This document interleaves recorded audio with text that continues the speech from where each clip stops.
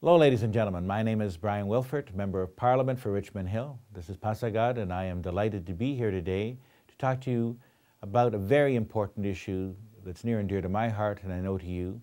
That is the issue of human rights.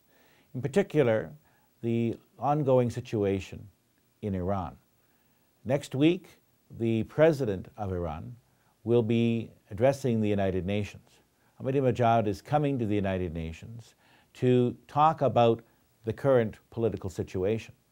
As you know, in Iran, there has been a significant crackdown by the government.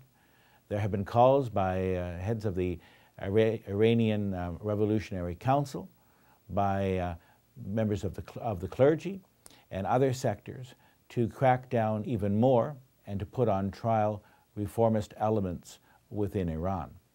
There is no question that the visit of the President of Iran to the United Nations is actually an affront to many.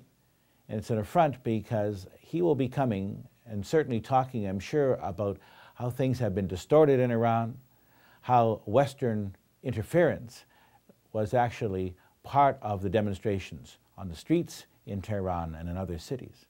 Now, we all know that this, in fact, is false, and we all know that the propaganda that, in fact, he will be enunciating at the United Nations is simply to continue to push forward an agenda which involves repression of women, repression of free speech, and certain repression of free thought in Iran.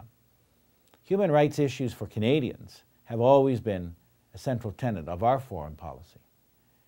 It is important that the Canadian government, leading up to this event, speak loudly in its objections to what is going on in Iran. They have been very silent recently, and as you know, the Canadian government allowed the former Vice President of Iran to visit Canada earlier this year on what was called a personal visit. Very difficult to separate a personal visit, particularly by the Vice President of Iran, from a political visit. And there's no question now that Ahmadinejad's whole mission to the United Nations will be one to try to consolidate, in his view, those elements in the United Nations, those countries that have been sympathetic, including Russia, to the sham elections which occurred on June the 12th. I think anyone who has, and independent observers who have reviewed the situation in terms of the elections, have come to the conclusion that there was massive voter fraud, stuffing of ballots, and that Ahmadinejad, in fact, is not the legitimate president of Iran. The United Nations as a forum allows, of course, world leaders to come and to outline their particular views on a host of issues. Iran and this government in Iran has been and is a signatory to the United Nations Declaration on Human Rights.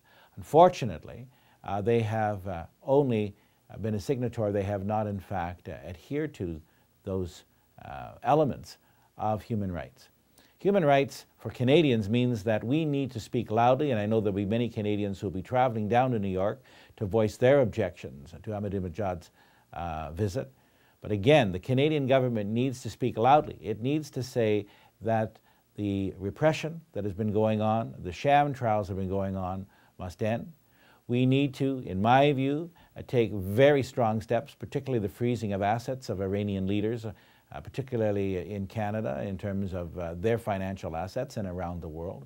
We need to make it very clear that whether it's in Iran or Burma or North Korea, that the abuse of human rights and certainly the downtrodden that has occurred because of this repression cannot and will not be tolerated.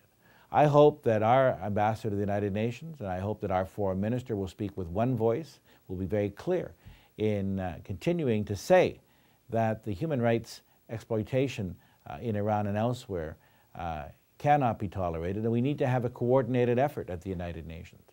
Ahmadinejad's visit, in fact, will continually perpetuate, as I said before, the fraud which was the June 12th elections. It must be exposed for what it is, and we must continue to put pressure, both diplomatically, politically, economically, culturally, with Iran. In other words, there's an old expression, no trucker trade. And we shouldn't have any trucker trade with a regime which clearly has violated not only its own laws, but clearly international laws as well. Again, thank you for your attention.